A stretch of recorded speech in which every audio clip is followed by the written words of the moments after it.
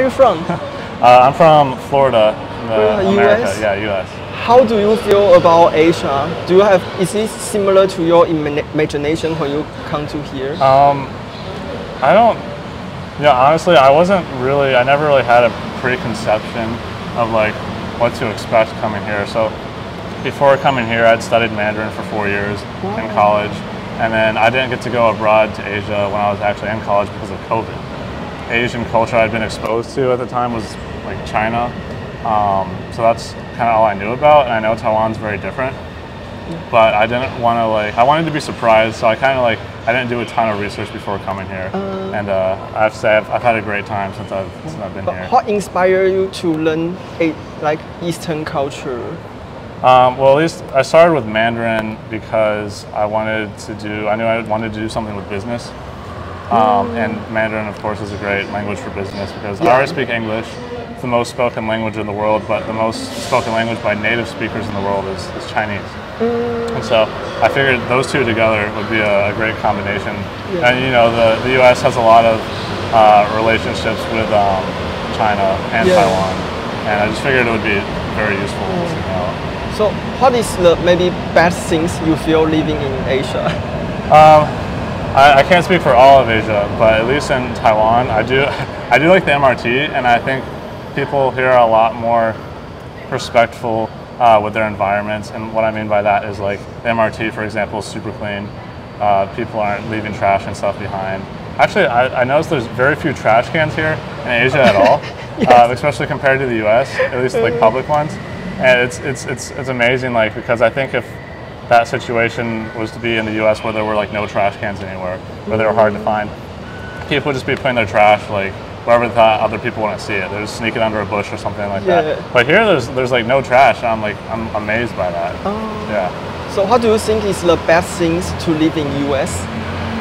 In the US, I think it's a lot easier to go where you want to go if you have to. And what I mean by that is, so I live in Florida.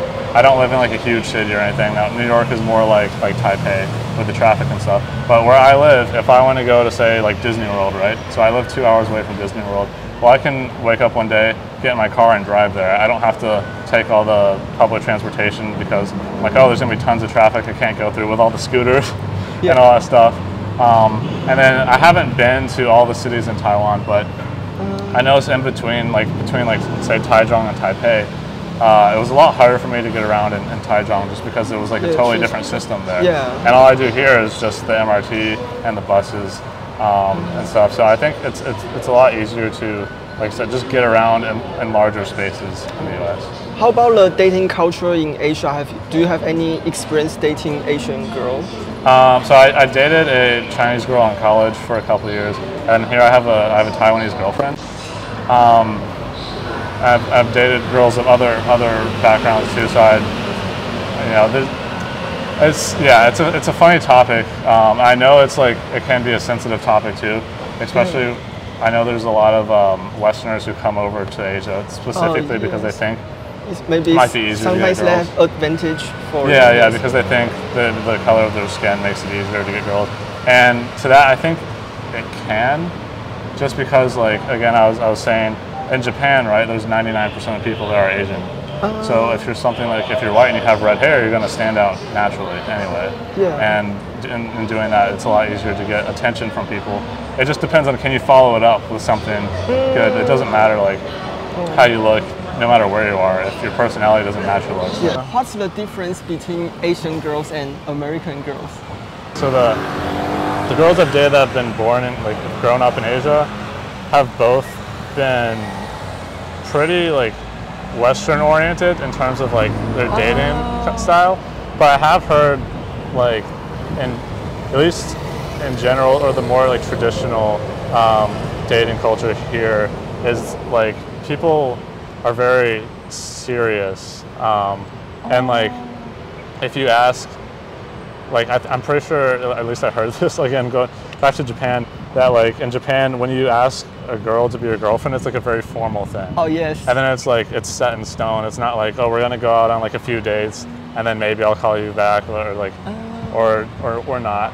And also too, the parents of the significant other I heard too that you only meet them when you're going to get married. Yes, Yeah. probably. Yeah, that's what. So, at least in the U.S., it's quite a bit different. Like, you can meet your girlfriend or boyfriend's parents, like, even if you don't have any intentions of getting married or never even like considered it. It's just like a regular thing, and you know, they're like, oh, do you want to go out to dinner with my family? It's like, okay, yeah, and then you go and you meet them, and it's not like a formal thing. It's not like this is us setting up to get married. It's just kind of just nice to know, you know, people have raised your girlfriend or boyfriend. So I think it's like, and it also stereotypically, I think Western dating culture is viewed a lot more casually. So for guys that have grown up in Asia and maybe are thinking about dating a Western girl, I'd say be careful not to get like too serious too fast, because they might get turned off by that and think it's weird, just because, like I said, in the West, at least in America, it's just way more casual. And the idea of marriage, I think people are getting married later and later now. It's like their average marriage age is like 30. So maybe just like you say, in Japan they have a very formal like way to become boyfriends, girlfriends. Yes. So maybe how about in US? How to maybe how many dates do we need to have? It can be pretty complicated. It can be like, I mean, it could literally be like you've known each other for a while and you're talking and you just say, hey, do you want to date, like just exclusively? But you also have to be careful too, because you could say, oh, do you want to like go on a date? And you might like, an Asian guy might be like, oh, now we're dating. But that girl might be like, oh, well, I can still date other people at the same time because we're not exclusive. So that's a whole nother thing, is like, yeah, you can date, but you can also not be exclusive, which means that you could still be seen and dating other people at the same time. So if you're gonna go and date a Western girl as an Asian guy, you want to make sure that you're very clear about your intentions, so you don't get hurt because you thought, oh, we're dating, but then you find out she went out to dinner with another guy. So how should we ask? Is like exclusive date or?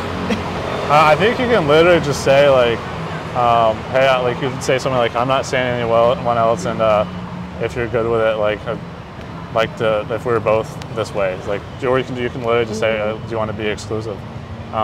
I think it's always best to be like open and clear about your intentions, because again, that's where things can get messy if you don't say what you really want to say, and then they might misinterpret it, and then you'll get upset later because you're like, I said this, but they're like, I didn't think that's what you meant. So yeah, just be, like I said, the main takeaway I think would just be like clear about your intentions, but also don't expect to get super serious super fast, because that typically scares Western girls. How about when you date with Asian girls? Do you have any maybe culture barrier or what difficulty you encountered? I'm trying to think, like, just from personal experience, but not really. My experience really has been, at least in terms of dealing with like cultural differences, it's just, I mean, it's been fun because it's a fun learning experience. I haven't really come across any issues where it's like, oh, this is and in fact, and it's not just Asian culture. In the U.S., especially in very conservative Christian areas, a lot of times, if the families say that are Catholic, the parents will require their daughter's husband or someone to be Catholic. Same religion. Yeah, it's the same religion. So it's kind of, the thing is, the U.S. is so big. There's a lot of different cultures, and again, we have more conservative and more liberal people, and those definitions. It's a whole big thing, but those definitions are a bit different from at least what I've understood the Taiwanese definitions of conservative and liberal to be.